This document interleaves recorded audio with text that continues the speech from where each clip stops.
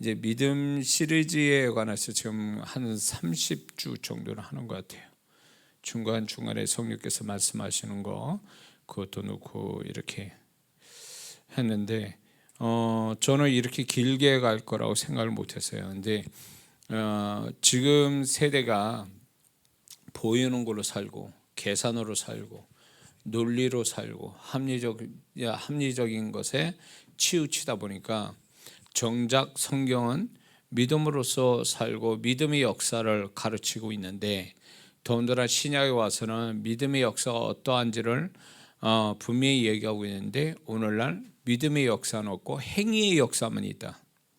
계속 강조하지만 성도들이 구약적 행위에서 만족하고 그 행위 위에 있는 믿음의 법에 따라 살지를 않다 보니까 행위를 가지고 살기에는 세상이 역부족이다, 그거예요. 행위로 선한 행위, 영적 행위, 그거 가지고 살기에는 세상이 험악하고 우리 앞에 문제는 또 심각하고, 그런 걸 풀어가는데 우리가 영적 행위나 선한 행실로 풀기에는 역부족이라는 거예요. 하나님은 믿음을 통해서 기적을 만들어서 하나님의 그 믿음을 통해서 하나님의 역사를 보고 또 하나님이 살아계심을 또 경험하고 또 그걸 통해서 우리가 믿음으로서 우리 앞에 있는 문제를 풀어가라고 하나님께서 우리의 삶에 믿음으로 풀 수 있는 어떤 삶의 문제나 목표나 축복을 우리한테 마음을 주시고 그런 걸 허락하시는데, 믿음으로 풀지 않으니까 그거는 계속 문제는 계속 문제로서 계속 우리를 계속 괴롭히고 목표는 안 이루어지고 축복은 안 만들어지고, 이런 것들이 우리 믿는 자의 삶 속에 있다라는 거죠. 그래서 설상 또 그런 것들이 없다 할지라도 뭐 문제도 없고 목표하는 것도 바라는 거 없이 잘 모든 게 만족스럽게 삶을 산다 할지라도 그거는 진정으로 하나님의 바라시는 삶은 아니라는 거예요. 모든 게 기도하지 않을 만큼의 삶이 자기한테 축복처럼 왔다고 그래서 그 사람이 정말 진정한 축복받은 사람이냐? 그렇지 않다라는 거죠. 왜냐하면 우리의 믿음을 구원받을 때 주시고 그 믿음을 씀으로 인해서 하나님이 그 믿음을 쓰게끔 우리의 삶을 모든 걸 만들어 가시는데, 믿음 쓰지 않고 그냥 교회만 왔다리 갔다리 그냥 기본적인 영적 행위, 기본적인 선한 행실, 도덕과 윤리적으로 좀 나은 사람만 가지고 살아간다면 이건 구약적 신앙이지 신학적 신앙은 아니라는 거예요. 구약에는 그냥 행위만 가지면, 율법적 행위의 기본적인만 지키면 하나님의 은혜와 축복은 있단 말이에요. 근데 신약은 그 행위 플러스 믿음을 가지고 살으라고 우리한테 강조하고 계시는데, 우리는 믿음을 얼마나 써봤냐 그거예요. 우리는 믿음이 오늘 이 히브리서 11장 1절의 말씀처럼 믿음은 실상을 만드는 거예요. 바라는 것을 실상으로, 또 보이지 않는 걸 보이게 만드는 이런 능력이라고 그랬는데, 우리가 과연 그 믿음은 결국 뭐냐면 보이지 않는 걸 보게 하고 바라는 것들을 실상으로 만든다라는 것은 결국 창조적인 역사를 일으킨다는 얘기거든요. 그럼 과연 믿음 가지고 창조적인 역사를 얼마나 일으켰냐? 이 창조는 결국은 세상의 논리와 어떤 계산으로 나오지 않는, 도저히 계산으로 논리로 설명할 수 없는 것을 만들어내는 게 창조인데, 그 창조적인 삶을 하나님이 우리에게 믿음 주셔서 그 창조적인 삶을 살라라고 우리한테 주셨거든요. 근데 이 창조적인 삶은 결국 뭐냐면 하나님의 어떤 모습의 하나라는 거죠. 하나님이 창세기 1장에 세상을 창조하시고 없는 데서 있게 하셨단 말이에요. 말씀 가지고 있게 하시고, 그것도 결국은 하나님은 로마서의 말씀처럼 믿음의 말씀이시거든요. 믿음으로서 말씀하시고 그 믿음이 실상을 만들었다. 창조의 영이신 성령께서 하나님이 말씀한 것을 실상으로 만드셨다. 이게 창조의 1장에 나타난 모습인데, 그 하나님이 가지신 믿음을 우리한테 부여해 줬단 말이에요. 구원받을 때 하나님이 가지신 믿음을 우리가 구원받을 때 그 믿음을 주셔서 그 믿음으로 없는 걸 있게 하는, 안 되는 걸 되게 하는, 잘못된 걸 고치는 창조적인 삶을 살라고 믿음을 쓰라고 주신 거지 믿음을 보관만 하라고 주신 게 아니거든요. 근데 오늘날 많은 성도들은 믿음을 액세서리로, 내적으로 그냥 나 말씀 듣고 나는 믿음이 있어라고 스스로 그렇게 나는 믿음이 있다라고 생각하며 착각하며 살아간다는 거죠. 믿음을 증명해 보지는 않는다는 거죠. 믿음이 있음에도 불구하고 믿음을 증명하지 않아요. 왜? 믿음을 증명하려면 그만한 믿음이 증명이 되려면 말씀이 그 안에 충만히 있어야 되고 계산과 논리를 뛰어넘는 그런 어떤 그만한 믿음이 내게서 있어야 되는데 자기의 계산이나 논리를 뛰어넘지 못하는 약한 적은 믿음 가지고 사니까 자기가 믿음 가지고 교회에서 배운 믿음 가지고 써먹으려고 해도 본인이 가지고 있는 계산이 세상 교육을 받아온 1 더하기 1은 2라는 이 계산법 내지는 세상적 진리, 세상적 상식, 세상에 살면서 온 그 합리적인 것들이 너무 강하니까, 이런 것들이 너무 강하니까 믿음 쓰기에는 역부족이라는 거예요. 믿음이 그거보다 더 못하니까, 믿음이 작으니까 이걸 쓸 엄두를 못 내는 거예요. 그래서 많은 성도들이 믿음을 그냥 드러내서 믿음의 실상을 보는 게 아니라 그냥 교회에서 배워가지고 교회에서나 쓰는 용어가 되어버리고 그거는 자기 삶에 어떠한 역할도 할 수 없는 것이 되어버리고 말았다는 거죠. 그러니까 믿음의 절름발이가 된 거예요. 예. 그러니까 당신 믿음의 역사를 얘기해 보세요. 그러면 어느 성도한테 누구도 붙들고 당신 믿음의 역사를 간증을 좀 해보세요. 그러면 몇 명이나 될까요? 예? 어떤 믿음을 어떻게 썼는데 어떤 결과를 가져왔는지 말할 수 있느냐 그 얘기예요. 오늘날 많은 성도들이 나 착해, 나 교회 잘 다니고 있어, 난 세상 사람같이 도덕과 윤리적인 그 노골적인 죄를 안 짓고 살아, 그렇게는 얘기하지만 그게 전부냐 아니까 크리스찬의 정체성이 그게 다냐는 거예요. 그럼 절간 다니는 사람 그렇게 안 합니까? 이슬람교를 믿는 그 사람들은 그렇게 안 살아요? 그들 나름대로 굉장히 깨끗하게 도덕적으로 윤리적으로 깨끗하게 살아요. 그 사람들도. 그들은 죽은 신도 살아있다고 하면서 믿는, 그렇게 믿으면서 우리보다 더 정결하게 살아요. 이슬람교 맞죠? 하루에 5번씩 기도하고 누가 시키지 않아도 기도하고 철저하게 그 코란이 가르쳐준 대로 지키고, 우리 그렇게 안 살잖아요 또. 그러니까 크리스찬의 정체성이 단지 세상 사람에도 착한 사람 법 없이 사는 사람도 얼마든지 있어요. 그게 우리의 정체성이 아니란 말이에요. 성경 많이 아는 거 그게 우리의 정체성이라고 생각됩니까? 성경에 지식이 들어와 있는 거, 세상 지식은 뭐 불교나 코란을 아는 지식하고 뭐가 달라요? 뭔 차이가 있냐고. 그게 정말 진정한 차이일까요? 그건 진정한 차이가 안 돼요. 우리가 크리스찬으로서의 진정한 정체성은 다른 종교는 다 죽은 신을 믿지만, 죽은 사람을 믿지만 우리는 살아계신 하나님을 믿는다는 게 완전히 구별이 되고, 그 다음에 그 하나님은 지금 또 우리와 함께 하신다는 거, 이게 타 종교하고 완전히 다른 내용이거든요. 그거에다가 그 하나님을 경험하며 산다는 거예요. 그 하나님을 경험한다. 그 하나님을 뭘로? 우리가 믿음을 가지고 그 하나님을 경험하며 사는 것, 이게 다른 사람, 다른 어떤 사람, 다른 종교 가진 어떤 사람하고 완전한 차별성이 있는 거란 말이에요.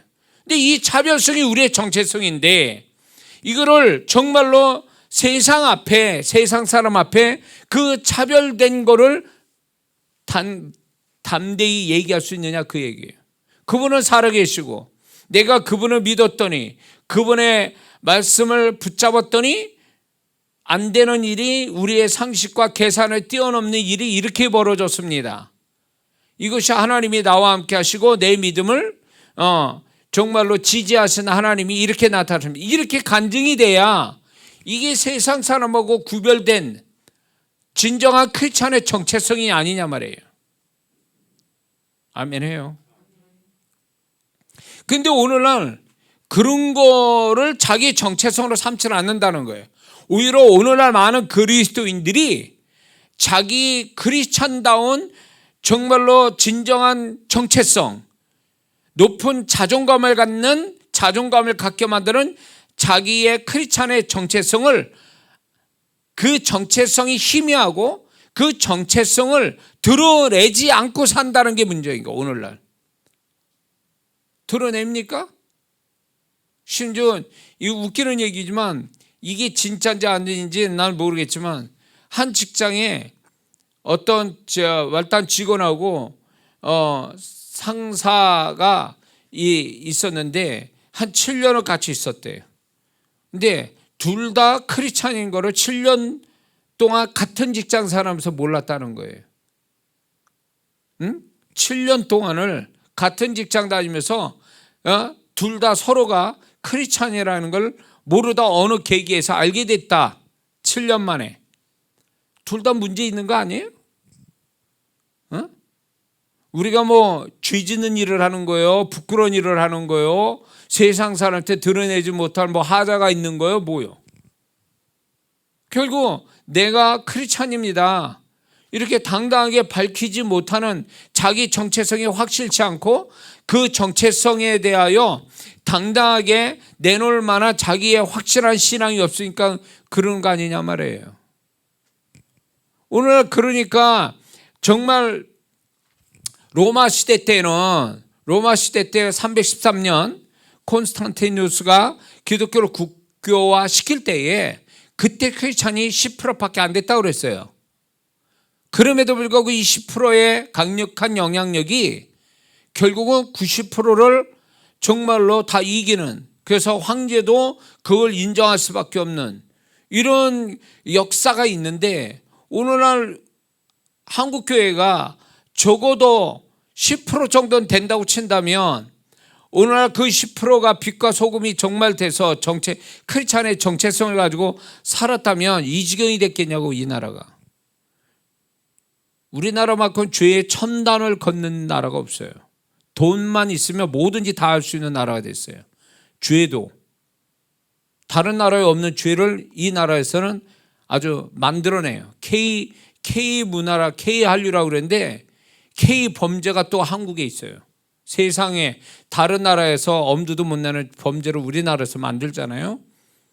그거는 결국 뭐냐, 그 사람들의 악한 거, 주님이 오실 때 가까우니까 악한 것도 문제지만 믿는 자가 진정한 자기 정체성을 확실하게 드러내지 않는 데서 그 빛된 존재들이 어둠에 삼킴받아 가지고 결국은 빛되지 못하니까 어둠이 더 강력해진 거예요. 응? 그래서 세상이 어두워지는 것은 일부의 크리스찬들의 책임이 있고 회개할 부분이 있는 거예요.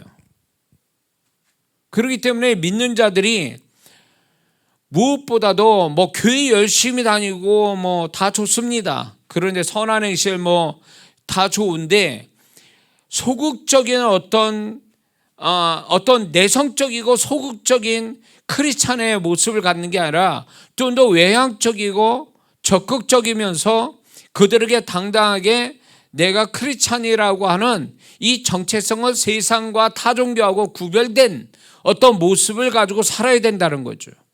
그거는 아브라함이 하나님을 믿고 있는데 그 당시 하나님 존재도 몰랐던 아비멜렉과 군대 장관 비골이 아브라함이 하나님과 함께 보고 넌 뭐래도 하나님과 함께 하신다는 이 이야기로 고백을 하거든요. 마태복음 5장에 가서도 너의 착한 행실을 보여 많은 사람들이 하나님께 영광을 돌리게 하라. 근데 그 착한 행실이 뭐겠어요? 일반적 착한 행실이 아니라 크리스찬다운 착한 행실을 얘기하는 거예요. 믿는 자다운 착한 행실. 단지 세상 사람과 동일한 도덕과 윤리적인 착한 행실이 아니라 하나님과 하나님 말씀에 기반을 둔 착한 행실을 얘기하는 거예요. 근데 이거로 착각한단 말이에요. 응? 착각한다고. 많은 크리스천들이 이거조차도 못할 뿐만 아니라 세상 사람 같은 착한 행실 거기서 선에서 멈추니까 세상 사람도 착한 행실을 얼마나 많이 하고 있는데 그들과 우리의 착한 행실은 차원이 다르고 다르단 말이에요. 근데 우리는 그 모습을 드러내냐? 그렇지 않고 있다는 거지. 응? 우리는 뭐가 진정한 그들과 차별성이 있는 정체성이냐? 하나님이 지금도 나와 계시고 그 하나님이 눈에 보일 정도로 그들에게 믿지 않는 데에게 눈에 보일 정도로 하나님 나와 계시고 그리고 그 하나님을 내가 믿고 의지했더니 기적 같은 일들이 벌어지더라. 그 하나님의 증거가 나와 함께 하신 증거가 이렇더라고 얘기할 때 그들의 입을 다물게 만드는 거죠. 이게 진정한 크리스찬의 정체성인데 이걸 얼마나 밝히고 사느냐 그 얘기예요. 그분은 24시간 우리와 함께 하시는데 그 하나님을 설명할, 그 하나님을 선포할 어떤 하루에 한 건도 없다라면 이건 문제가 있는 거 아니냐는 거지. 이거는 하나님을 교회 사나 하나님 찾고 교회 밖에는 하나님 없이 사니까 그렇게 그런 고백을 못하는 거예요. 고와 같이 살고 하나님 없는 자 같이 불신자처럼 살아가니까 당당하게 하나님이 나와 함께 하시고 또 내가 하나님을 믿기 때문에 믿음을 통해서 이런 역사가 왔다라고 당당하게 얘기를 못하는 거예요. 우리가 말을 못하니까 세상 사람도 우리가 하나님과 함께 사는지 누구하고 사는지 그들이 우리에게서 볼 거는 우리만 보이는 거예요. 교회만 다니는 교인만 보이지 진정한 크리스찬은 안 보인다는 거죠. 이게 오늘날 교회 안에 이게 교회 안에 성도의 어떤 문제예요. 응?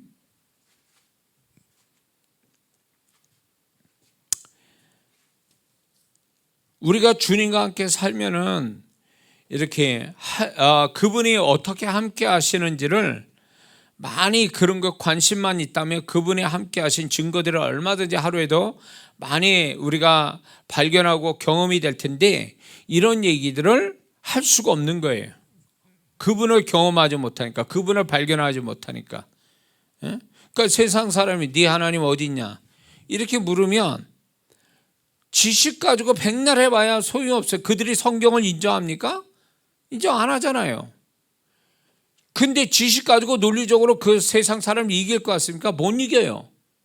근데 우리는 그런 것들을 가지고 하나님을 증명하려고 그래. 그들에게 증명은 논리정애나 말씀이 아니라 우리가 하나님과 함께 산다는 그분이 지금 또 현재 나와 함께 하시고 나와 함께 하셔서 나에게 은혜와 축복을 주신다는 내 믿음을 통해 역사하시는데 그 하나님을 보여주면 되는 거거든. 그러면 그들이 입을 다물게 돼. 무슨 얘기를 할 수가 없는 거예요. 증거가 있으니까 우리는. 그래서 오늘날에는 말이 필요 없어요. 세상 사람이 얼마나 똑똑한데 그들의 지혜와 말을 이길 수 있느냐고요. 그렇지 못해요. 오직 성령의 능력 그리고 그 하나님과 함께 사는 증거 이런 것들을 앞세워서 우리가 살아가는 진정한 크리스찬이 되어야 될 줄 믿습니다. 자, 그래서 우리가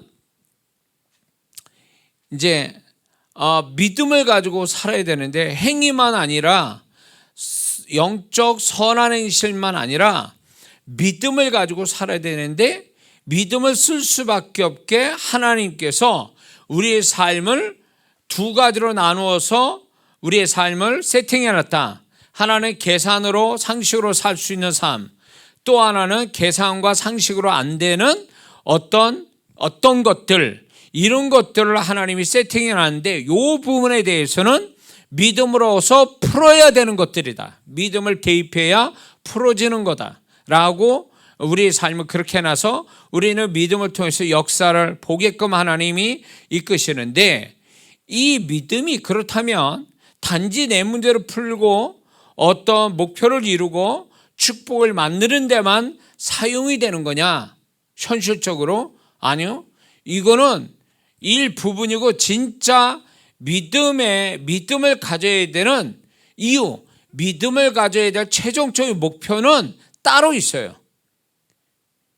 그래서 어떤 문제를 풀고 목표를 이루고 축복을 만드는 우리 현실적인 이런 거를 믿음을 가지고 푸는 거는 이게 전부가 아니라 이거는 어떤 과정이고 일부분이지 이게 믿음 전체를 얘기하는 건 아니라는 거예요.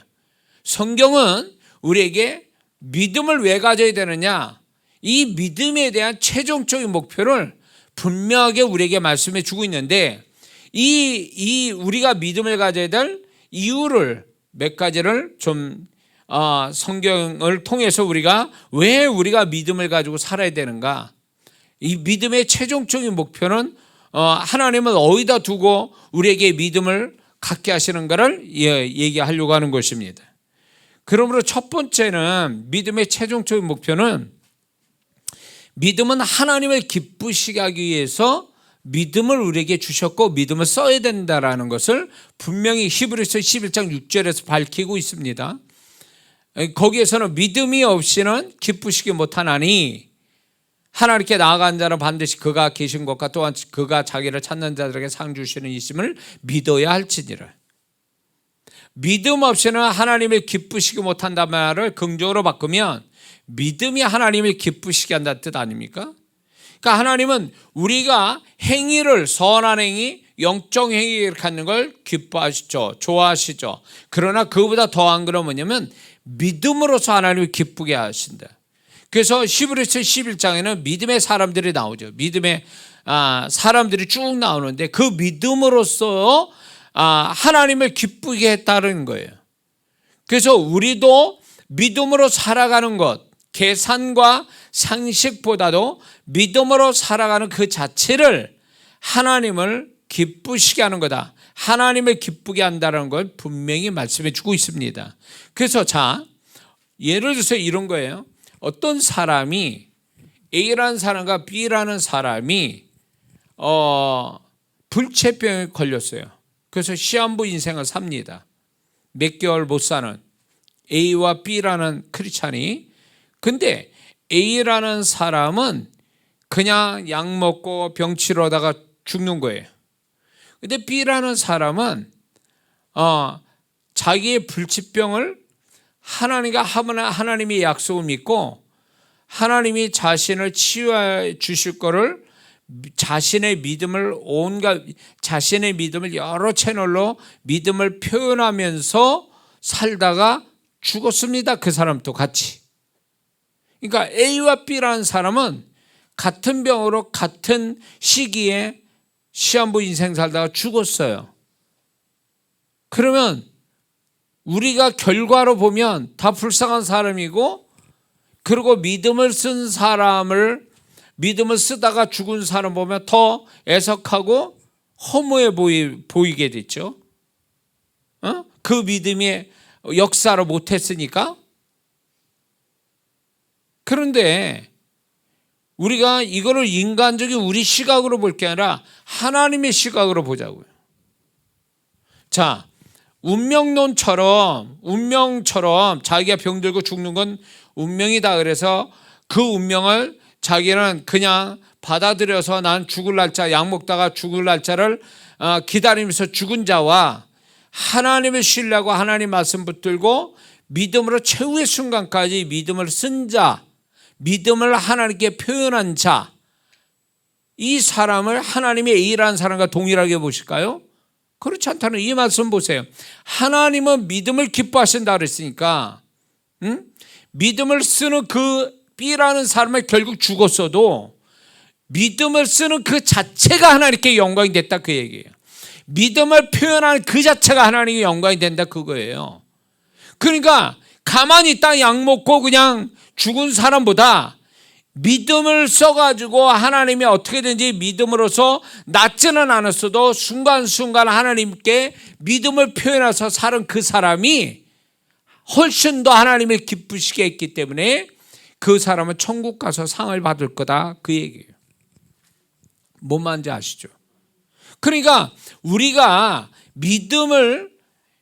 착각하지 말아야 될 것은 믿음을 쓰는데 바라는 것이 실상이 혹 믿음의 분량이 모자라서 실상이 안 되더라도 믿음을 이렇게 쓰고 있는 과정이 계속 있었다면, 그게 만약에 그 과정이 10번이라면 믿음을 표현하고 하나님께 믿음을 표현한 것이 한 10개의 과정을 겪었다면 10번을 하나님을 기쁘시게 한 거예요. 결과의 문제가 아니라 과정의 문제예요. 결과는 그 사람의 믿음의 분량이 크면 좋은 결과가 나오는 거고, 자기가 문제가 있는데 믿음의 분량이 적어서 문제대로 비극이 왔다 해도 그 사람은 그 결과로 볼 때, 우리가 볼 때 비참하구나 이렇게 볼 수는 있어도 하나님은 그렇게 안 보신다는 거예요. 결과로 판단하는 게 아니라 과정 가지고 판단하신다는 거예요. 그런 면에서 B라는 사람이 훨씬 더 가치 있는 인생을 살다 간 거예요. 응? 그러니까 예수 믿는 사람은요, 하나님이 구원받을 때 주신 믿음을 알뜰하게 어떤 시기든 쓰는 거예요. 문제를 풀기 위해서, 아니면 목표를 이루기 위해서, 또 축복을 만들기 위해서 그 믿음을 쓰는 거예요. 근데 이것이 문제를 풀고 목표를 이루고 축복을 만드는 그 자체가 목적이 아니라 이걸 통하여 하나님을 기쁘시게 하는 게 믿음의 목적이라는 거예요. 그래서 문제가 풀리고 목표가 이루고 축복이 만들어졌을 때 그거 가지고 기뻐하지 말고, 진정으로 하나님, 내가 믿음을 하나님께 보여드렸다는 그 자체로 그래서 하나님을 기쁘시게 했다는 그 자체로 기뻐해야 된다는 거예요. 그게 성숙한 성도의 모습이라는 거예요. 이거를 비슷한 다른 좀 이야기를 하자면, 어떤 사람이 기도를 해가지고 응답받아서 축복을 받았어요. 그러면 신앙이 어린 성도는 내가 기도했더니 하나님이 이걸 축복하셨어. 그래서 축복 가지고 기뻐해요. 그런데 성숙한 신앙을 가진 사람은, 하나님의 마음을 알고 하나님 마음을 가진 자는 자기가 기도해서 축복이 나온 것에 대한 축복을 보고 기뻐하는 게 아니라 이 축복을 주신 하나님을 보고 기뻐한다, 그 얘기예요. 대상이 다른 거예요. 그러니까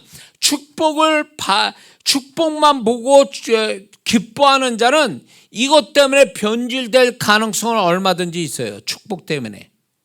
근데 정말로 축복을 주신 하나님의 존재를 바라보며 그 하나님의 은혜와 그 하나님의 손길에 그분의 사랑에 감사하는 자는 절대로 축복받아도 변질되지 않는다, 그 얘기예요.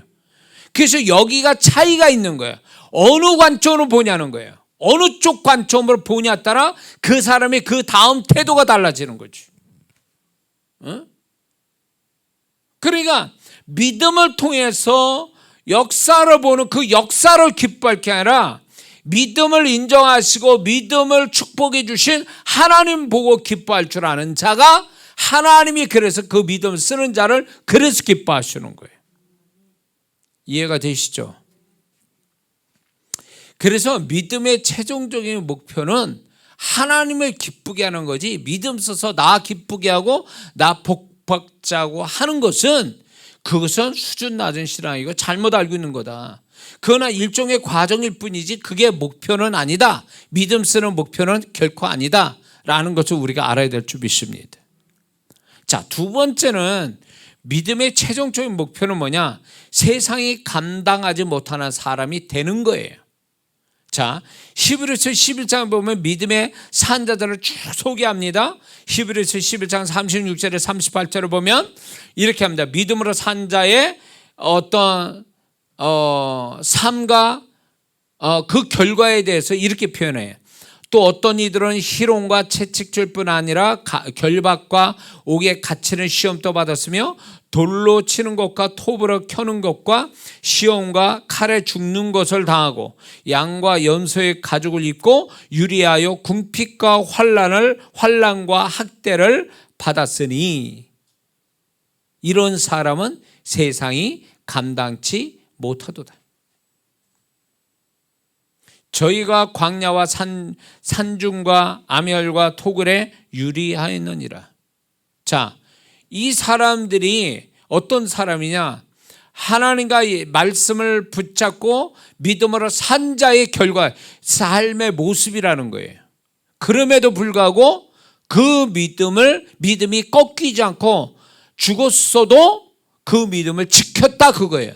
그래서 그런 자를 하나님 뭐냐면 세상이 감당치 못하는 자들이다, 이렇게 표현하고 있는 거거든요. 그러니까 우리가 믿음을 갖는 이유는 뭐냐? 세상 사람이 감당하지 못한 사람이 되기 위해서 우리는 믿음을 갖는 자가 되는 거예요. 그래서 세상 사람과 동일하게 살지 않고 세상 사람이 뭐라 그래도 우리는 믿음으로 굳건하게 살아가서 세상이 나를 어떻게 삼키지 못하고 나는 믿음대로 살아서 하나님이 보증해 주는 사람이 되는 것. 이런 사람이 되게 하시려고 우리에게 믿음을 갖게 하고 믿음을 쓰게 하셨다, 그 얘기예요. 그러므로 세상이 감당 못하는 사람이란 세상을 가치 없는 것으로 보는 대신 하나님 나라를 소중히 여기는 사람, 세상 환난, 핍박, 부귀, 영화로도 이길 수 없는 사람을 말한다, 이렇게 얘기하는 거죠. 그러니까 세상 사람과 동화된 사람은 이미 그 믿음이 파손된 사람이라는 거죠. 세상 사람과 동일하게 살아간다, 세상 사람과 같은 사고방식, 같은 삶의 패턴을 가지고 살아간다면 이미 이 사람은 믿음에서 깨진 사람이라는 뜻이죠. 세상을 못 이기는 자가 아니라 세상에 삼킨 바 된 존재라는 거죠. 믿음이 없어서.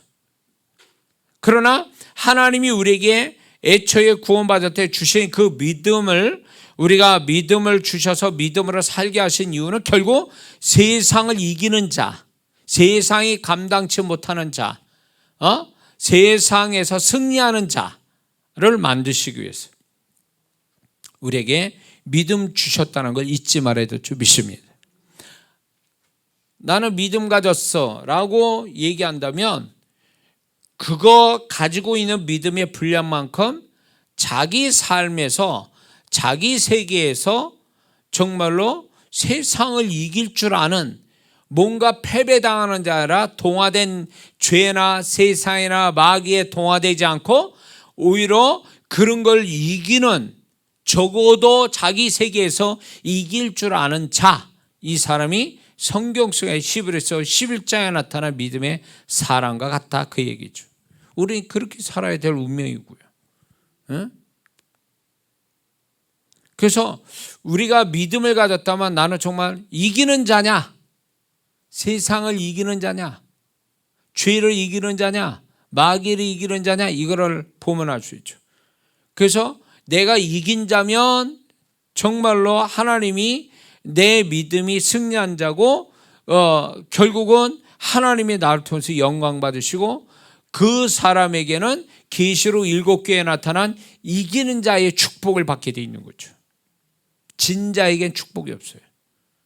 그러니까 믿음을 가지고 이기는 자가 되라고 우리에게 믿음을 주신 거예요. 죄, 세상, 마귀, 육신, 4대적이죠. 우리의 원수. 이거를 이기는 자가 되라고 믿음을 주셨고, 이 믿음을 통해서 이길 때에 하나님은 이긴 자에게만 약속이 성취가 되고 하나님의 축복이 뒤따른다는 거죠. 그러기 위해서 우리가 선한 행실만 가지고 못 이긴다, 그 얘기예요. 선한 행실로 하나님과 그분의 말씀을 믿음으로 해서 우리가 이긴다는 것을 잊지 말아야 될 줄 믿습니다. 세 번째는 믿음의 최종적인 목표는 뭐냐? 하나님의 사람이 되는 겁니다. 하나님의 사람이 되는 것. 디모데후서 3장 16절 17절을 우리 다 아는 말씀, 모든 성경은 하나님의 감동으로 된 것으로 교훈과 책망과 바르게 함과 의로 교육하기에 유익하니. 믿음은 말씀으로 만들어지거든요. 내 안에 들어온 말씀이 믿음으로 전환이 되는 거거든요. 근데 그 말씀이 결국 구성이 하나님의 감동으로 됐고 그 내용이 교훈과 책망과 바르게 함과 의로 교육하기에 유익하다 이렇게 말씀합니다. 그런데 이걸 통해서 뭐라냐? 하나님의 사람으로 온전하게 하며 모든 선한 일을 행하게 온전케 하려 함이라. 그러니까 우리의 믿음은 말씀으로 말미암아 하나님의 사람이 되는 거예요. 하나님의 사람. 이게 믿음을 우리에게 주시려고 하는 목적이 된다는 걸 잊지 말아야 될 줄 믿습니다. 하나님의 사람이 된다는 게 뭘까요? 하나님이 마음대로 할 수 있는 사람, 하나님의 뜻대로 하는 사람, 하나님이 신뢰할 만한 사람이 되는 것이 하나님의 사람이란 얘기예요. 하나님의 사람, 하나님께 속한 자, 하나님께 소유된 자란 뜻이거든요. 그러니까 우리의 믿음이라는 건 결국 세상의 사람이 아니고 죄의 사람도 아니고 마귀의 사람도 아니고 육신의 정욕의 사람이 아니라 하나님의 사람이 되는 것. 하나님 손에 잡힌 자 된 사람, 하나님 마음을 가진 자, 하나님의 뜻대로 하는 자, 하나님의 정말로 하나님이 마음대로 할 수 있는 사람, 이 하나님의 사람, 이게 바로 우리에게 믿음을 주시고자 하는 이유가 되는 거죠. 그래서 믿음이 많다라는 얘기는 결국 그것만큼 하나님의 사람이 되어간다는 얘기죠. 그것만큼 세상을 이기는 자가 될 수 있다는 거죠. 그것만큼 하나님을 기쁘시게 할 수 있는 사람이 됐다는 걸 의미한다는 걸 잊지 말아야 될 줄 믿습니다. 그러니까 믿음의 개념을 잘못 갖고 있는 거죠. 처음에 얘기한 것처럼 믿음을 문제 풀고 축복을 만들고 목표를 이루고 이런 개념, 현실적인 것만 가지고 믿음을 개념을 잡다 보니까 이 사람이 믿음을 하나의 자기를 위한 도구로 생각하는 성도들이 많다라는 거죠. 이건 대단히 착각이죠. 믿음은 자기만을 위한 게 아니라 결국은 하나님이 바라시는 존재가 되는 거예요. 하나님이 바라시는 존재. 이해가 되세요? 믿음은 나의 어떤 걸 이루기 위한 도구가 아니라 믿음은 결국 나의 존재를 하나님 앞에 바르게 만드는 게 믿음이라는 거죠. 이해가 되시죠? 그래서 어떤 사람이 나 믿음이 있습니다 라고 말할 때 그 믿음이 분량이 예를 들어서 믿음의 분량이 수치로 100이다 그러면 100의 존재가 돼야 되는 거야. 하나님 앞에서. 믿음의 분량이 50이다 그러면 50의 하나님의 사람이 돼야 되는 거예요. 하나님이 바라시는 존재가 돼야 되는 거예요. 근데 나 믿음이 있습니다 해놓고 교회에서 문제덩어리야. 세상 살 때 엉망진창한 사람. 그거는 믿음을 주신 하나님 뜻도 모르는 자고 그건 그 사람이 그 정도 살 정도면 그 사람은 믿음이 없는 사람이에요. 거의 바닥난 사람이에요. 하나님에 대한 믿음을 가진 자가 그렇게 살 수 있습니까? 그렇게 살 수가 없어요. 하나님의 말씀이 들어와서 믿음이 되는 건데 말씀이 들어와 있고 하나님의 존재를 인식하는 자가 그렇게 막 살 수 있어요? 그거는 잘못된, 그 사람은 믿음이 없는 사람이에요. 있다면 그럴 수 없는 거지. 있으면 있는 것만큼 드러나야 되는 거 아니에요, 존재가. 근데 믿음이 있다 놓고 믿음이 그 사람의 존재값인데 믿음의 분량이 그 사람의 존재값, 믿음의 분량이 이걸 존재값, 그 정도가 돼야 되는데 믿음의 분량이 있다 놓고 존재값은 수준 떨어진다면 이 사람의 믿음 분량이 거짓이라는 얘기예요. 이해가 되세요? 그래서 우리가 믿음이 따르면 그만큼의 하나님 앞에 하나님이 인정하고 하나님이 원하시는 존재가 됐다 그런 뜻이에요. 그만큼의 존재값을 가지고 있다 이런 뜻이에요. 그게 진정으로 하나님이 보시는 믿음의 사람이라는 거죠. 믿음의 최종적인 목표는 바로 여기 있어요. 이해가 되시죠? 제가 이거를 믿음을 가르치다 보니까 많은 분들이 믿음을 착각하고 있어요. 개념을 잘못 알고 있다 보니까 믿음을 쓰는데 다 자기만을 위해서, 자기를 위한 현실적인 자기만을 위해 쓰니까 하나님이 굉장히 불쾌하게 여기시는 거예요. 믿음을 주시는 하나님의 의도도 모른 채 그게 다 현실적으로 자기만을 위한 걸로 써버리니까 하나님이 불쾌하게 여기시더라, 그 얘기예요. 응? 하나님 의도를 모르니까, 자기만을 위한 걸로 쓰니까 결국 그 주신, 믿음을 주신 하나님의 뜻도 모른 채 가니까 하나님이 그 사람이 믿음을 통해서 문제를 풀고 목표를 이루고 축복을 만들었어도 하나님은 하나도 안 기쁘다는 거죠. 왜? 이 믿음의 그 최종적인 목표, 최종적으로 하나님 바라시는 기대에 못 미치는 자이기 때문에 그런 거예요. 이해가 되시죠? 자, 네 번째는 믿음의 최종적인 목표는 뭐냐? 하나님 바라신 최종적인 목표, 그는 하나님 말씀에 잡힌 사람이 되는 거예요. 사도행전 18장 5절을 보면 실라와 디모데가 마게도냐로부터 내려오며 바울이 하나님의 말씀에 붙잡혀 유대인에게 예수는 그리스도라 밝히 증거하니. 자, 바울이 유대인에게 예수는 그리스도다라 이랬어요. 이거는 지금으로 말하면 완전히 이단들이 자기들의 주장을 하는 것 똑같은 논리예요. 그때 당시 이 나사렛 예수를 믿는 자는 다 이단이라고 그랬거든요. 근데 그것도 유대인, 이방인을 대하면 모르니까 전도하는 의미에서 그렇게 담대히 말할 수 있는데, 바울은 이방인한테 얘기하는 게 아니라 유대인한테 얘기했다는 얘기예요. 근데 그게 그렇게 담대함이 나올 수 있는 건 뭐냐? 하나님의 말씀에 붙잡혔다는 거예요. 하나님의 말씀에. 이 하나님의 말씀에 붙잡혔다. 그 말씀이 우리를 믿음으로 만드는데, 이 믿음이 충만하니까 담대함이 나오고, 그러니까 막 서슴없이 정말로 베드로가 성령 충만해요.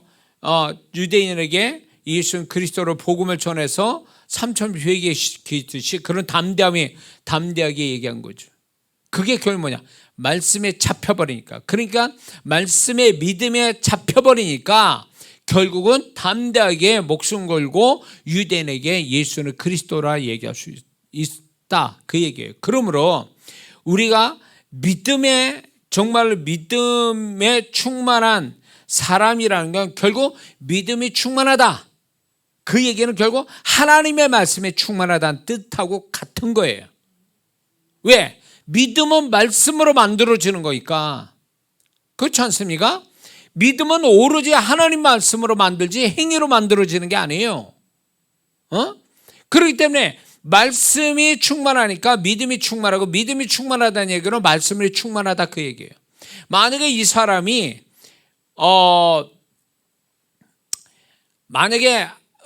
이 사람이 믿음이 50%다, 50 정도가 있다 그러면 말씀에 50에 잡혔다는 얘기가 같은 거예요. 그러니까 우리가 하나님의 말씀에 잡힌 바가 되면 정말 물불 안 가리고 상식과 계산을 뛰어넘는다는 거죠. 그게 믿음이라는 거예요. 말씀에 잡히게 만드는 거, 그게 믿음이라는 거예요.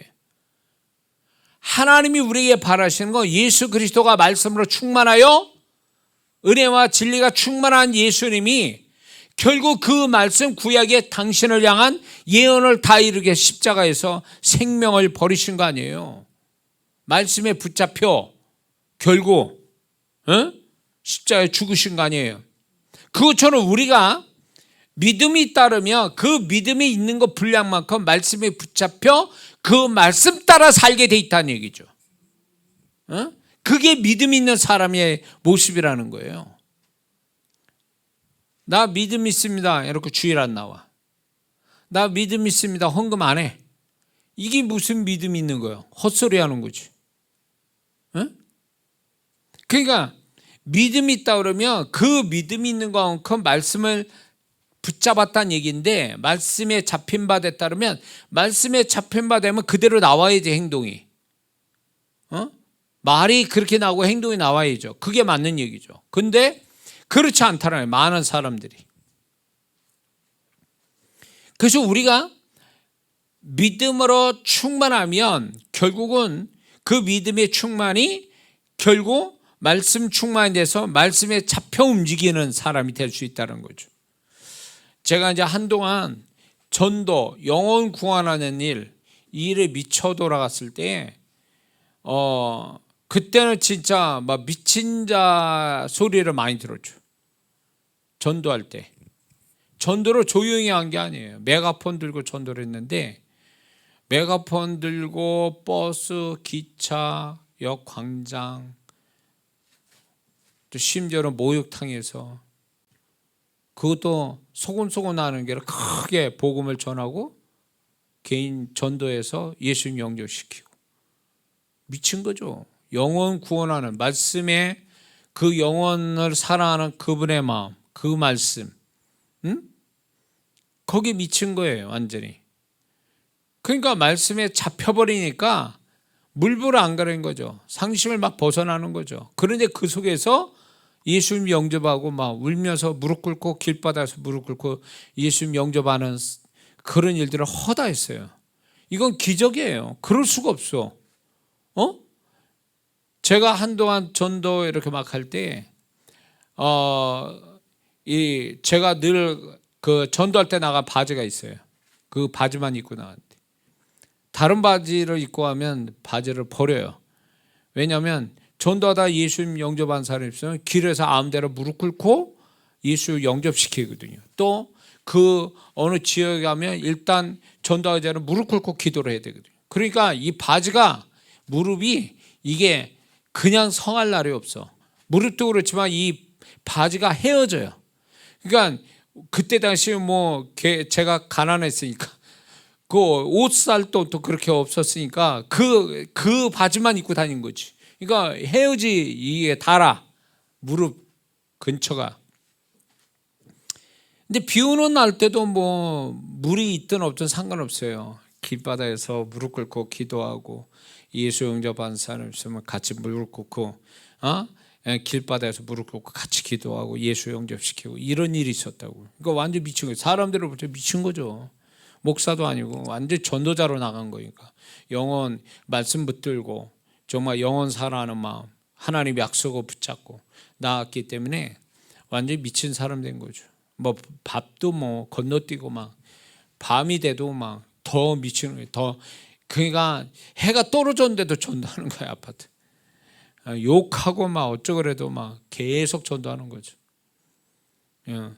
그러니까 그게 제가 거기에 지금 돌이켜보면 미쳤는데 미치게 만든 게 그분의 말씀이에요. 영혼에 대한 그분의 말씀이 나를 미치게 만든 거죠. 뭐 그러니까 전도를 막 그런 식으로 과격하게 하다 보니까 욕을 얼마나 많이 말라요. 린치도 가고. 그래도 그런 것 끄떡 없어요. 부끄럽지도 않고 자존심 상하지도 않고 영혼 살리는데 그런 것쯤이 아무것도 아니지 뭐. 그렇게를 전도를 해서 제가 한 2년을 그렇게 하니까 계산을 대충 해보니까 한 10,000명 정도는 개인적으로 복음을 전한 것 같아요. 거기에서 500명을 예수 영접시켰죠. 영접자 카드가 지금 저희 집에도 있어요. 그때 당시 예수 길바닥에서 예수 영접하고 무릎 꿇고 기도한 그 사람의 이름, 나이, 전화번호, 주소 이렇게 적거든요. 그게 500명이에요. 500명. 2년 동안. 그러고 나서 우리 아들을 하나 주셨어요. 하나님이. 8년 만에. 500명 생명을 하나님께 올려드리고 한 생명을 하나님께 받았더니까. 제 간증 들어보면 아실 거예요. 하도 많이 해서 제가. 그러니까 그게 미쳐서 한 거예요. 완전히 미쳐 돌아간 거지. 그때 당시 영혼 살리기 위해서. 지금 또 이렇게 돌이켜보면 그때가 미쳐 돌아갔는데 그때가 그리워지는 거예요. 나는 과연 그때만큼 미쳐 돌아가는 사람인가?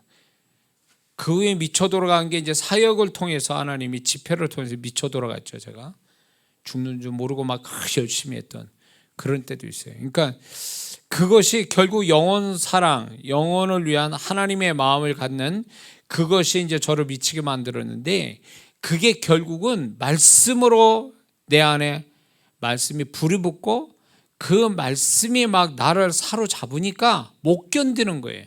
상식과 이론 뭐 계산 이게 다 뛰어넘는 거죠. 지금 돌이켜봐도 내 정신이 아닌 거예요. 그때는. 뭐 전도로, 아니요 목회할 때도, 목회 처음 시작할 때 아무것도 없이 시작할 때도 말씀 붙잡고, 그 다음에 전도할 때도 그렇고 집회 다닐 때도 뭐 그게 다 그렇게 내가 정말로 진짜 정신 나갈 만큼 그렇게 할 때는 내 안에 돌이켜봐도 그분과 그분의 말씀이 나를 사로잡으니까 내가 거기에 잡혀 돌아간 거지. 그래서 바울의 하나님 말씀에 붙잡혀라는 이 단어가, 이 말씀이 저는 조금은 이해가 돼요. 왜냐하면 그렇게 제가 또 그렇게 했으니까. 그래서 믿음은 결국 하나님께 잡히게 하는 거, 하나님 말씀에 잡히는 거, 하나님의 존재에 잡히는 거, 이게 믿음의 최종적인 목표라는 거예요. 그래서 하나님이 일가 그러면 이리 가고 저쪽 가 저쪽 가고 군소리가 없어요. 그때 당시에 그랬거든요. 순종이 절대 순종이에요. 그분의 뜻이 딱 나타나면 뭐 앞뒤 안 가리고 그냥 그대로 하는 거예요. 그랬더니 기적이 나타나고 역사에는 전도 현장에서 집회 현장에서 그걸 본 거예요. 지금 또 그 역사는 지금 계속 진행이 되고 있고, 제가 그래서 이제 지금 또 이렇게 하나님께서 이제 저를 통해서 이렇게 사역을 할 때 기적이 일어나는 것도 결국 그게 소위 말해서 요행을 바라는 게 아니에요. 제가 왜냐하면 내 안에 그분이 기적을 역사하시는 말씀이 내 안에 살아 역사하니까 그 말씀 가지고 믿음 가지고 하니까 하나님이 역사한다, 그 얘기예요. 예. 자, 그 다음에 다섯 번째 하나님이 바라신 믿음의 최종적인 목표는 뭐냐? 하나님을 사랑하고 사람을 사랑하는 사람이 되는 것. 그러니까 결국 사랑의 사람이 되는 것, 이게 믿음의 최종적 목표다. 왜? 고린도전서 13장 7절을 보면 사랑이 장이잖아요. 근데 13장 7절에 이런 말씀이 있어요. 다 아는 것처럼 사랑은 모든 것을 참으며 모든 것을 믿으며 모든 것을 바라며 모든 것을 견디느니라. 믿으며 바라며, 어디 좀 많이 듣던 말씀이죠. 믿음은 바라는 것의 실상이에요. 모든 것을 믿으며 모든 것을 바란다. 결국 그러니까 이 믿음이라는 것은 결국 믿고 바란다라는 그것이 결국 어디를 향하는 목표냐? 믿음이라는 게 사랑을 목표로 해서 다름질하는 거예요. 그러니까 믿음이 있는 사람은 결국 믿음이라는 여기서 멈추는 게 아니라, 믿음이 종착역이 아니라 이 믿음은 중간역이고 최종적인 종착역은 사랑이에요. 그래서 믿음이 있는 사람은 결국 사랑을 가질 수밖에 없는 거예요. 하나님을 사랑하고 이웃을 사랑하고 말씀을 사랑하고, 이것이 결국 믿음을 하나님이 우리에게 주신 최종적인 목표예요. 아멘해요. 그래서 우리가 믿음이 있다라고 하는데 이 사람이 미워하고 분노하고 원망하고 질투하고 이런다면 그 믿음이 아직 약한 믿음이고 적은 믿음이기 때문에 그런 거예요. 정말 믿음이 충만한 사람이면 그 사람은 반드시 그 믿음의 어떤 과정 속에 이제 점점 그 믿음이 커갈수록 어디에 접근하냐면 하나님의 사랑에 접근한다는 거예요. 하나님의 사랑에 접근한다. 그래서 믿음이 좋을수록 그 사람은 하나님의 사랑에 가까워져. 사랑의 사람이 된다는 거예요. 그게 믿음의 최종적인 종착역이라는 거죠. 이해가 되십니까? 그래서 믿음이 적은 사람이니까 믿음이란 그 믿음으로써 모든 걸 어쩌어쩌 하는 거지만 사실 믿음이 클수록 사랑에 접근하다 보니까 이 믿음을 크게 가진 사람은 동시에 사랑도 보여요. 그 마음에 사랑이 보인다고. 하나님, 그분의 말씀, 영혼, 이 사랑이 이렇게 같이 믹서가 되는 거죠. 믿음과 사랑이 교집합하는 거죠. 이렇게. 이해가 되시죠? 그래서 우리의 믿음이 계속 커져야 될 이유는 문제나 목표나 어떤 축복을 만드는 것으로 끝나는 게 아니라 그거는 결국은 사랑의 존재가 되게 하는 것, 거기까지 가게 하기 위해서 우리는 가장 큰 믿음을 갖기를 소원해야 된다는 것입니다. 이해가 되시죠? 여섯 번째 믿음의 최종적인 목표는 뭐냐? 하나님 바라시는 건 결국 예수님처럼 되는 거예요. 요한복음 1장 14절에 말씀이 육신되어 우리 가운데 거하시며 우리가 그 영광 보니 아버지의 독생자의 영광이요 은혜와 진리가 충만하더라. 자, 우리가 믿음을 가지고 사는 것은 결국 말씀을 가지고 산다는 얘기인데 결국 그거는 뭐냐면 성령께서 말씀을 우리 안에 충만히 넣어주시고 그것이 믿음이 돼서 살게 만드신 그 목표는 뭐냐? 성령의 목표는 결국 우리가 예수님의 존재가 되고 예수님의 생애를 살게 만드는 거거든요. 왜? 예수님은 믿음 가지고 이 땅에 오셨고 믿음으로 이 세상을 사셨다가 믿음으로 우리를 구원에 이르시기 위해서 십자가에 죽으시고 그 뒤에 모든 걸 또 아버지께 맡기고 죽으셨다. 그러니까 예수님의 생애는 믿음으로 시작해서 믿음으로 끝난 생애란 말이에요. 근데 결국 우리에게도 그분의 믿음의 주요, 히브리서 12장 2절 믿음의 주요 온전케 하신 예수를 바라보자. 우리의 믿음의 주가 되시고 우리의 모델이 되신 분이라 그 얘기예요. 그러므로 우리가 믿음을 가지고 사는 그 목표는 뭐냐? 예수님처럼 사는 거예요. 예수님처럼. 성령에 잡혀 하나님 말씀에 이끌려 살아가는 것. 그게 우리에게 주신 믿음의 최종적 목표예요. 그래서 믿음을 가진 자라면 분명 예수님의 모습, 예수님의 생애가 나타나야 이게 정상이라는 거예요. 이해가 되세요? 믿음 있다고 해놓고 성격 개차반이야. 믿음 있다고 해놓고 세상 사람같이 살아. 그게 믿음 있는 거요? 그건 믿음 있다고 스스로 착각하는 거지 진짜 믿음 있는 사람이 아니에요. 믿음이 있다면 그 믿음 자체가 그 사람을 변화시키고 믿음 자체가 하나님이 바라시는 목표대로 이루어가게 만드시는데 그 하나가 뭐냐면 예수 그리스도를 닮게 하시는 거예요. 예수 그리스도처럼 되게 하는 거예요. 그분이 우리의 믿음의 주, 우리의 믿음의 모델이 되고 믿음의 주가 되신 분인데 우리가 믿음을 갖는다는 건 결국 예수님의 생애, 예수님의 존재, 예수님의 생애를 살게 만들어 주는 거니까 우리는 그래서 믿음이 있다라면 우리는 예수님처럼 되어가는 걸 바라고 그러고 살아가는 게 마땅하다. 할렐루야. 자, 그리고 이제 마지막으로 일곱 번째는 믿음의 최종적인 목표는 뭐냐?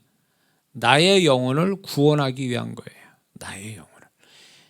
베드로전서 1장 9절을 보니까 믿음의 결국 곧 영혼의 구원을 받음이라. 우리의 믿음이 결국 나의 영혼을 구원시킨다. 왜? 우리의 영혼을 멸망으로 이끄는 것들이 이 세상에 존재하거든요. 세상, 죄, 마귀, 육신, 내 정욕. 이 네 가지 적이 우리를 계속 그것 따라 살도록 우리를 끌고 다니거든요. 그거에 묻혀 살기를 만들어가고 있거든요.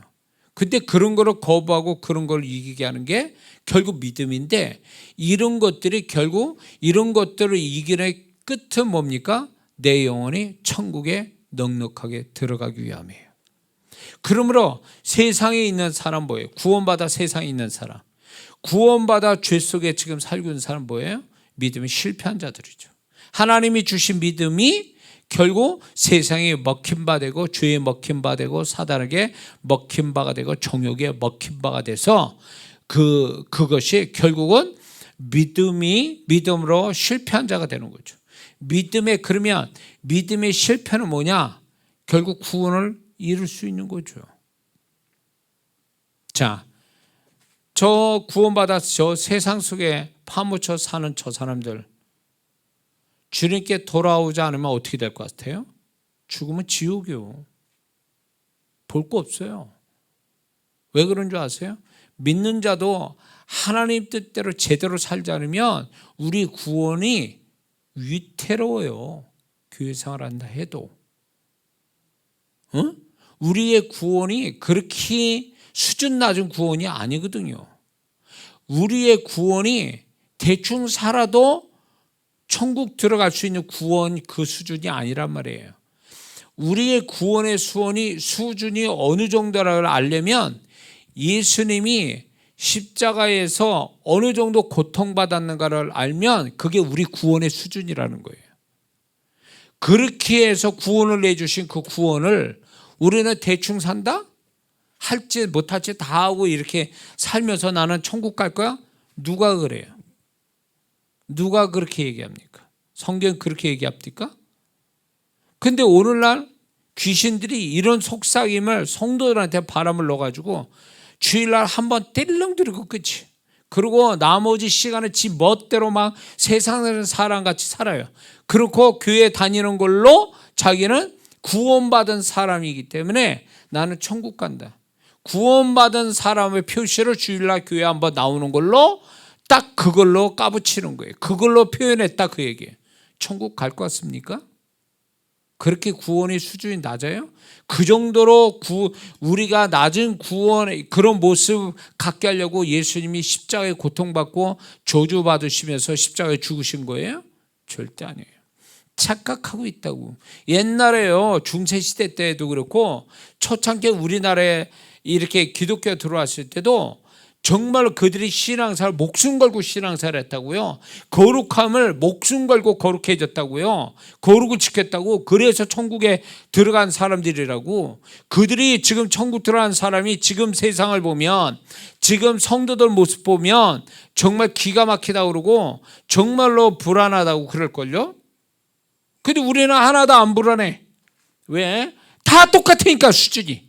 거의 다 똑같이 사니까 다 같이 구원받아 천국 가는 줄 알아. 전 그거 안 믿습니다. 그러다 지옥 가면 누가 보상할 거야? 찬스가 있어요?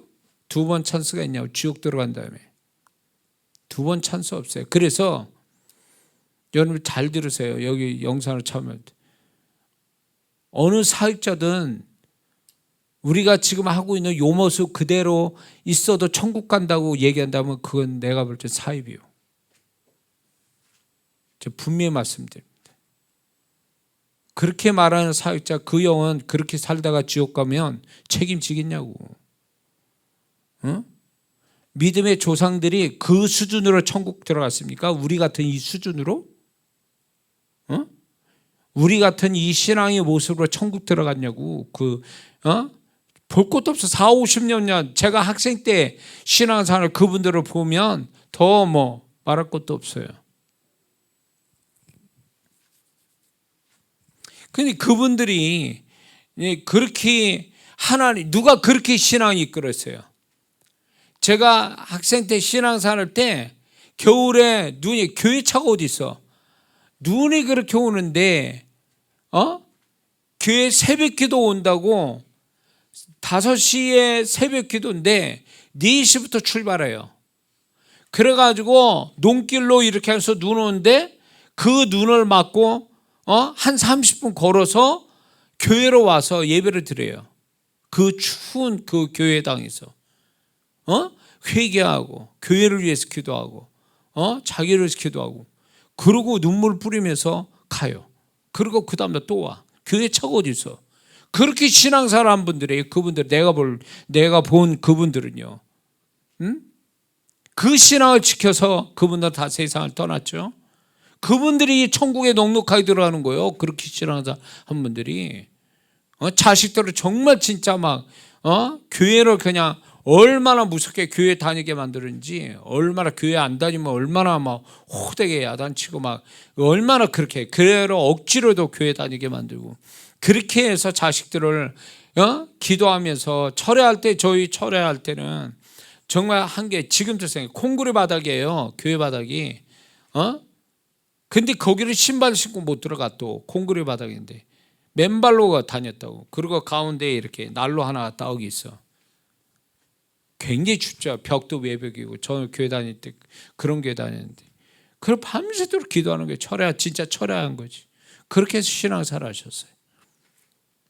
그분들 다 천국 이제 들어가셨지만 그때 그렇게 신앙생활 했다고요. 근데 지금 신앙생활 그렇게 합니까? 안 하잖아요. 그리고 우리는 우리 스스로가 이만하면 부여하여 부족함이 없도다, 이 정도면 됐다라고 생각하는 이 신앙이 과연 우리가 그렇게 천국을 넉넉하게 들어갈 수 있느냐. 구원받았으니 뭔 짓을 해도 난 천국 가. 구원받았으니 대충 신앙생활로 나는 천국 가는 사람이야. 누가 그렇게 얘기해요? 성령께서 우리 안에서 살아계신다면 계속 위기감, 위태로움, 영적 불안감 이런 거 안 주세요? 영적 근심 이거 안 주실 것 같아요? 너 수준 지금 떨어진 거야. 너 빨리 끌어올리지 않으면 안 돼. 너 지금 여러 가지로 패배당하고 지금 어려운데 너 지금 이렇게 했다면 큰일 난다. 성령께서 그렇게 지도하고 있고 그런 것들을 계시해 주고 있는데, 이걸 아는 사람이요 그래도 정말 구원을 지킬 수 있는 사람이에요. 근데 이런 것조차도 없어. 괜찮아, 나 이 정도면. 뭐가 괜찮아? 영혼은 엉망진창인데. 그러니까 오늘은 성도분들이 이게 너무 수준이 낮아가지고 자기 비슷한 사람끼리 이렇게 다 뭐 저 사람도 저런데 뭐 이러면서 자기 신앙에 게으른 신앙과 수준 낮은 신앙을 합리화시켜요. 죽는 거예요. 그렇게 하다가. 세상 속에 들어가 있는 크리스찬은 말할 것도 없어요. 그거는 주님이 은혜로 불러내지 않으면, 교회로 들어오게 하지 않으면 끝은 뻔한 거예요. 마지막 때 하나님의 심판은 하나님의 집에서부터 시작한다고 그랬어요. 여기서부터 가르기 시작해요. 그렇기 때문에 우리는요 지금 주님 오실 때 가까운데, 이거는 또 우리가 이런 걸 얘기할 때가 됐는데, 주님이 공중으로 재림할 때 죽어서 구원받는 거하고 차원이 또 달라요. 이거는 더 높은 수준을 요구해. 그래서 뭐 얘기하는 것처럼 휴거는 얼마 안 될 거다라는 거예요. 휴거될 만한 존재, 신부의 신앙으로 신랑 되신 주님을 공중에서 만날 만한 신부의 신앙을 가진 사람이 전 세계적으로 그렇게 많지 않을 거라는 거예요.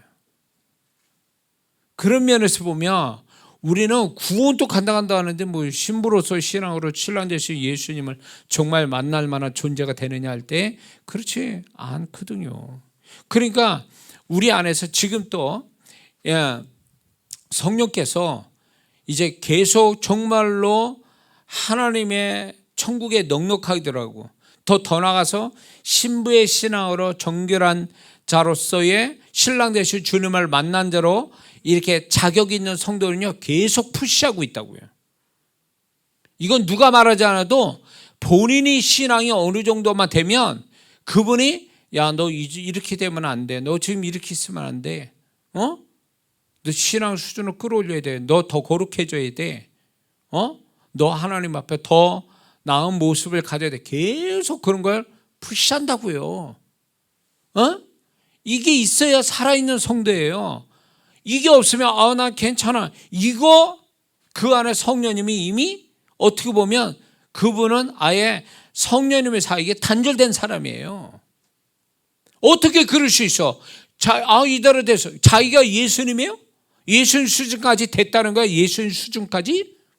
예수님만큼 하면은 예수님만큼 되면 그렇겠지. 그러나 그렇지 않는 자가 나는 부담 없어. 난 지금 신앙생활 잘하고 있어. 이렇게 당당하다면 이거는 뭔가 문제가 심각한 거예요. 응? 신앙생활 잘하는 사람일수록 하나님이 이런 말을 했어요. 달리는 말에 채찍을 가한다 그래요. 더. 그것처럼 신앙생활 잘하는 사람일수록 계속 하나님이 뭐라고 하시는 거예요. 더 잘하도록. 야, 너 여기서 멈추면 안 돼. 더 빨리 힘내서 더 위로 올라가. 더 네 존재나 신앙이나 이런 게 더 나아져야 돼 라고 계속 푸시하시거든요. 이거에 간섭을 받고 이거에 지도를 받고 이거에 자꾸 그분의 손길을 경험해야 이게 살아있는 성도고 이 사람이 진짜 자격 있는 성도가 되는 거예요.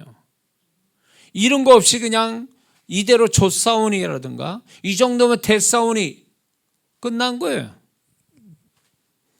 제가 적어도 저를 걸고 저를 생각할 때 이게 바로 제가 이제 주님이 그렇게 하시는 거예요, 지금 또.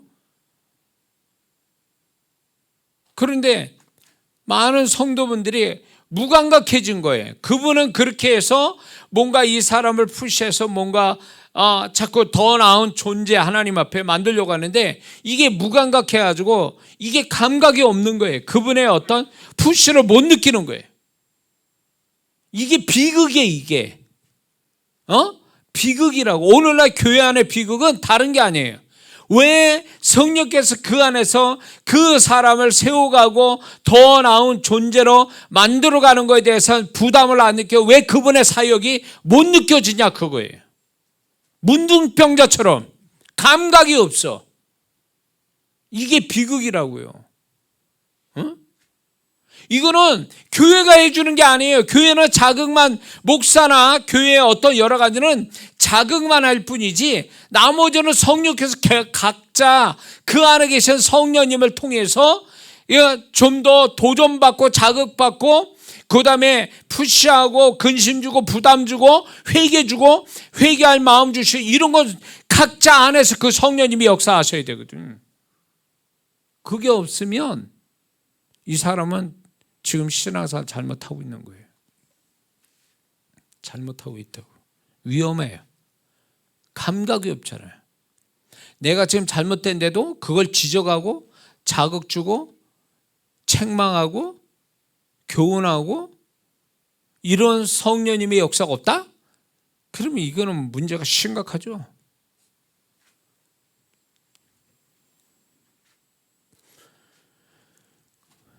그래서 우리가 믿음이 왜 필요하냐? 우리 안에 말씀이 살아있게 하고 그리고 그분이 내 안에 말씀과 함께 내 안에 성령께서 또 역사하면요 자연히 우리를 집어삼키려고 하는 나를 지옥으로 끌고 가려고 하는 것들로부터 이기게 만들어서 결국은 천국에 넉넉하게 들어가게 해주는 게 나의 믿음이거든요. 이 믿음이 결국 끝은 뭐냐? 천국에 넉넉하게 들어가는 거예요. 우리가 결국 우리는 이 땅만 사는 게 아니라 하나님 나라에 들어가야 되는데 그 구원을 끝까지 지킬 수 있느냐는 거예요. 예수님이 그렇게 엄청난 고난을 받으시고 죽으심으로 우리한테 주신 그 구원을 우리는요 잘 내가 지켜서 이기는 신앙이 되고 이기는 존재가 돼서 잘 지켜서 이거 가지고 천국에 들어가는 보증수표가 돼야 되는데 이걸 잃어버린 자들이 너무 많다는 거예요. 이걸 잃어버릴 지경에 위태로운 자들도 많고 이미 버린 자들도 있고 이단에 가고 세상에 가고 죄에 가고 다 이 구원을 잃어버린 자들이에요.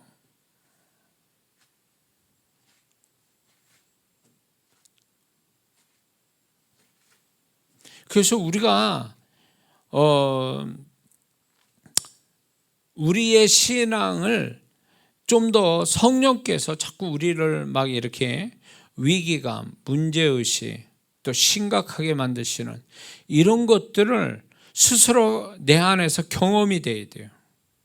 그 경험이 돼서 그거에 대한 대응을 할 줄 아는 성도가 돼야 돼. 개인적으로 누가 뭐라 하기 전에, 목사가 뭐라 하기 전에 내 안에 그분이 나를 어떻게 하는 거에 대한 스스로 대응할 수 있는 능력이 있어야 돼요.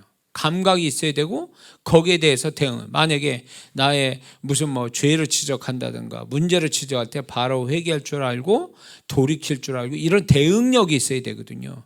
근데 오늘날 성도들이 이게 있냐고. 이게 그냥 시간 남으나 하고 아니면 이 정도야 이러면서 쭉 지나가 버리거든요. 그게 누적이 되는 거예요. 이렇게 누적이 되면서 나중에 돌이킬 수 없는, 돌아올 수 없는 길을 가게 만드는 원인이 돼요. 제가 이 나이쯤 되니까, 이제는 이 나이쯤 되니까 주님을 정말로 제대로 만나려면, 보세요. 제가 살아온 나이보다 이제 살아갈 날이 짧아요. 한 3분의 1, 4분의 1 그것밖에 안 돼. 살아온 날에. 그러니까 이런 날에 정말 하나님 앞에 내가 성공적인 인생, 성공적인 존재가 되는 건 결국 뭐냐? 내가 하나님 앞에 이 믿음을 통해서 이런 존재가 되어져서 마지막으로 정말로 주님 앞에 천국에 넉넉하게 들어가면 그게 성공적 인생이고 성공적 존재가 되는 거죠.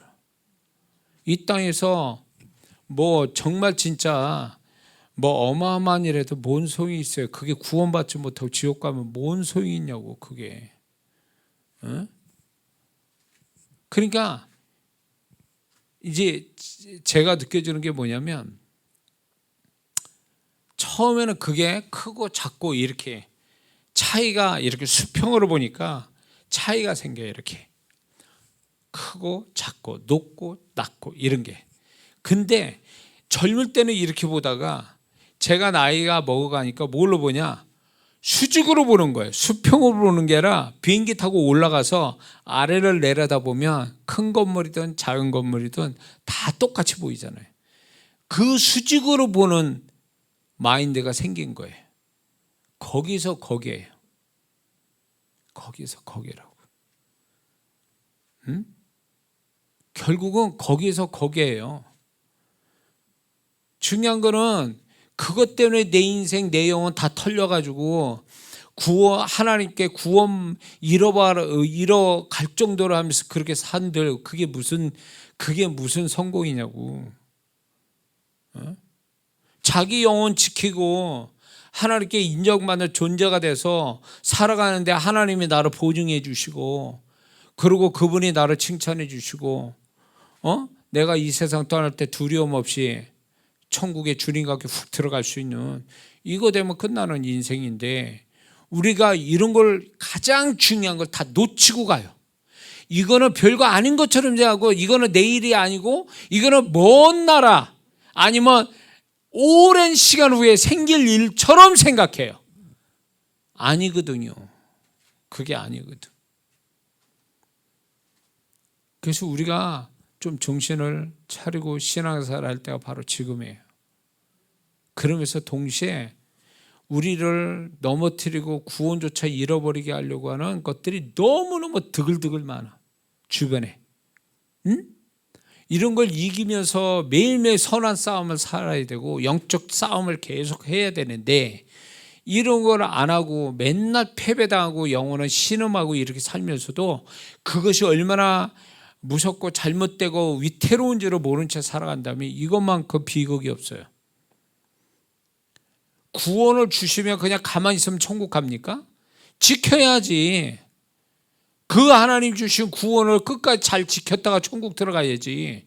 근데 그 구원을 진짜 내팽개치시 하고 믿음은 안 갖고 상식과 계산 따라 살고 세상 따라 살고 죄 따라 살고 마귀에 유혹받아 살아가고, 그럼 뭐가 남겠어요? 그 끄트머리에 가서.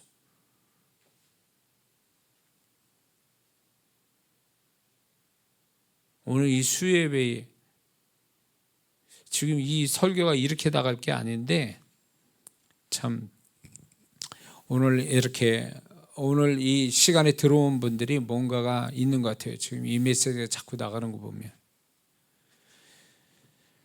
자, 믿음 잃는다는 것은 결국 나의 영혼을 잃어버리는 거예요. 디모데전서 4장 1절을 보니까 성령이 밝히 말씀하시기를 후일에 어떤 사람들이 믿음에서 떠나, 이 얘기하시죠. 믿음에 떠나 미혹해하는 영과 귀신의 가르침을 쫓으리라 하셨으니, 디모데후서 4장 4절의 말씀에 그 길을 진리에서 돌이켜 허탄한 이야기를 쫓으리라. 다 이게 이단, 죄, 세상, 마귀에 다 넘어간 자들을 얘기하는 거예요. 그게 결국은 믿음을 떠나 믿음을 잃어버린, 그래서 자신의 영혼을 잃어버린, 구원을 잃어버린 자들의 얘기예요. 믿음은 우리 존재를 파멸로 이끌고 사단의 도구가 된 세상을 이기게 만듭니다. 요한일서 5장 4절로 보니까 대저 하나님께로서 난 자마다 세상을 이기느니라. 세상을 이김은 이것이니 우리의 믿음이니라. 그러므로 우리는요, 끝까지 하나님 말씀으로 인한 믿음을 굳세게 잡아서 이 믿음으로 모든 우리의 적들을 주변에 내가 살아가는데 내가 구원을 잃어버리게 하고 내 영혼을 잃어버리게 하는 이런 것들을 싸워서 이기는 자로서 가는 것, 이게 결국 믿음의 결국, 믿음의 최종적인 목표 중에 목표가 되는 거죠. 그래서 우리가 하나님 앞에 정말 진짜 믿음의 사람이 돼서 하나님의 정말 하나님으로부터 진정한 축복을 받는 우리 존재가 될 줄 믿습니다. 기도하겠습니다.